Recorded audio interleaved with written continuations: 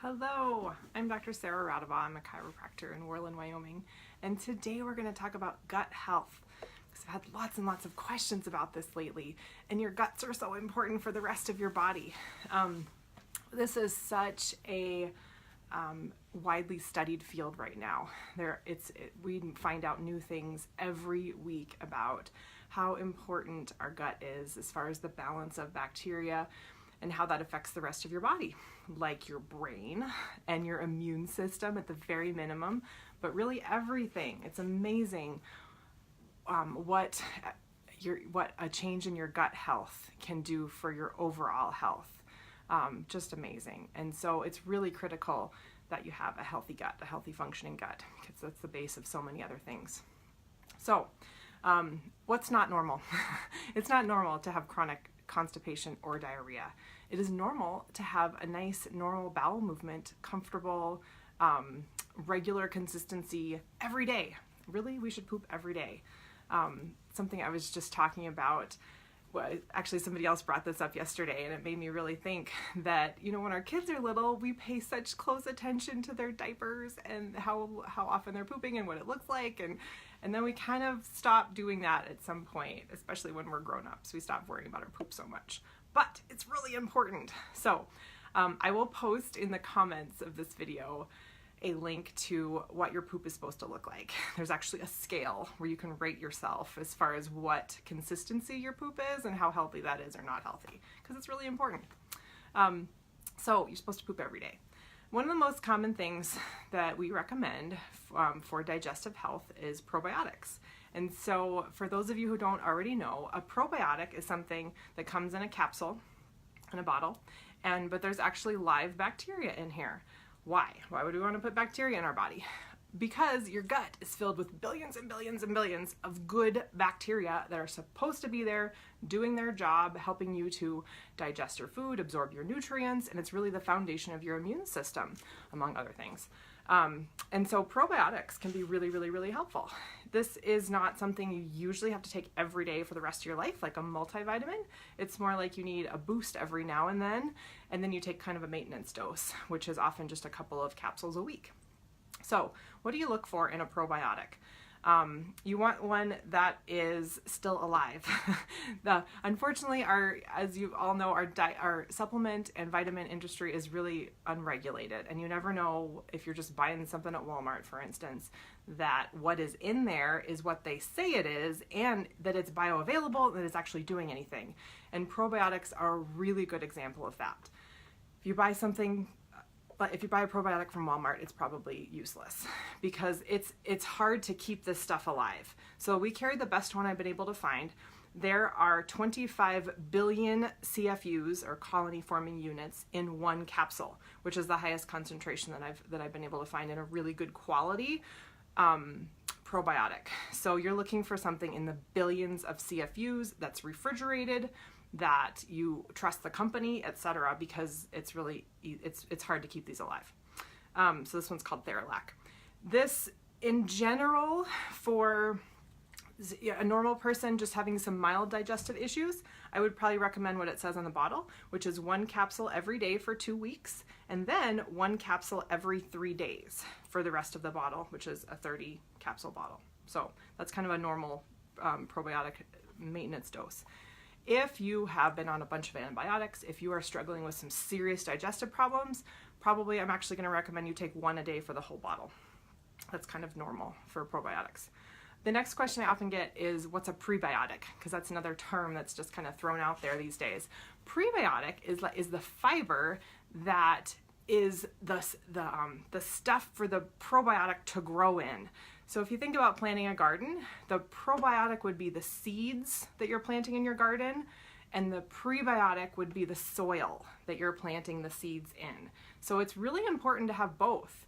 Prebiotics are foods that you eat. So vegetables, oatmeal, like an apple with the skin of an apple is lots of prebiotic in it. Things like that, having a healthy diet of fruits and vegetables and fiber is how we get our prebiotics. And of course, fermented foods, your sauerkrauts and your kimchis and things like that, yogurt, kefir, as long as you're not dairy intolerant, are incredibly beneficial for that as well.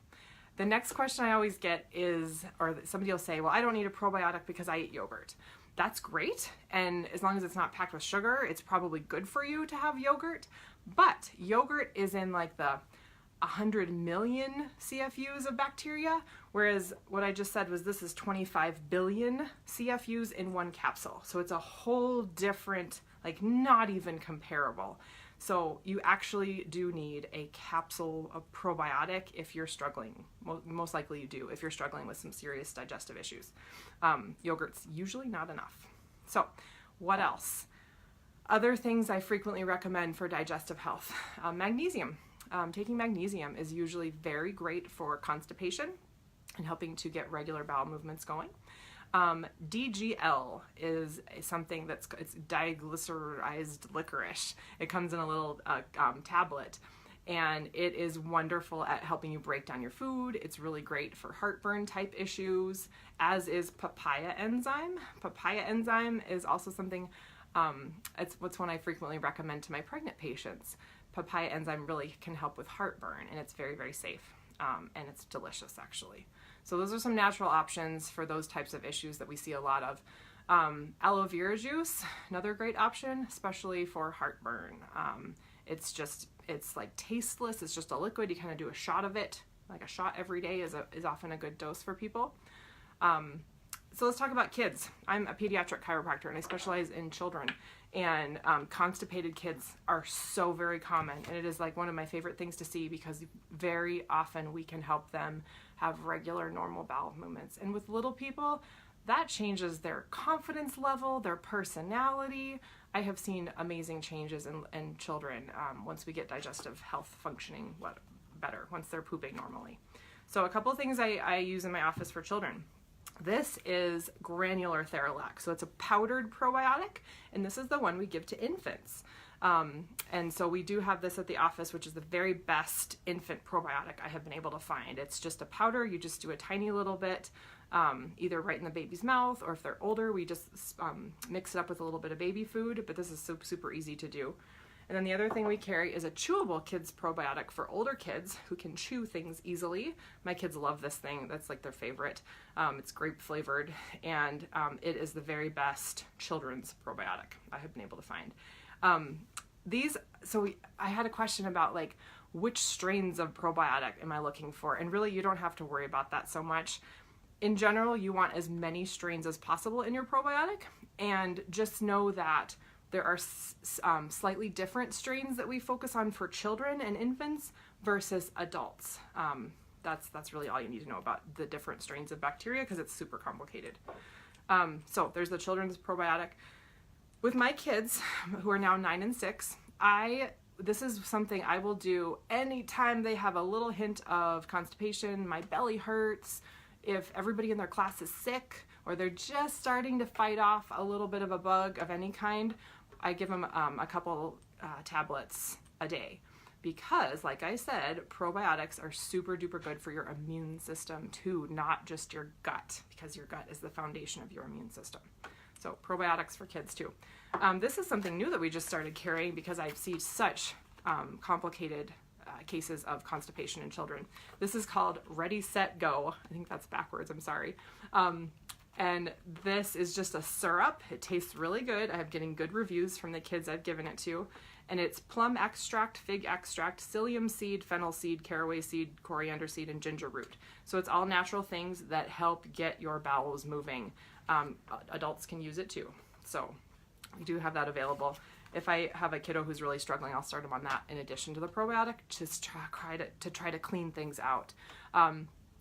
Other things that we work on with gut health. So I'm a chiropractor, of course, and chiropractic adjustments often help your body to regulate normal digestive function. All the time, I see kiddos who start to have more normal bowel movements just after adjusting them a few times, and the same thing can happen with grown-ups. I often see heartburn improve, especially with grown-ups, when we get your spine moving properly and get all of the nerves talking to your digestive tract. I do acupuncture as well, and acupuncture also can be wonderful for digestive function.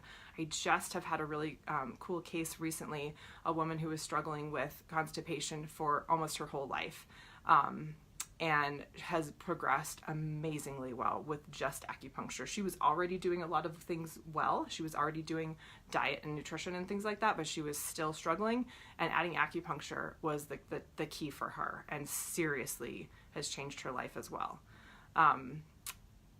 So we could talk about this a lot more for a long time. Another day I'll talk about elimination diets and why it's so important to figure out what foods might be not good for your gut. But I hope this was a little start on digestive health, and please ask if you have any questions. Thanks for watching.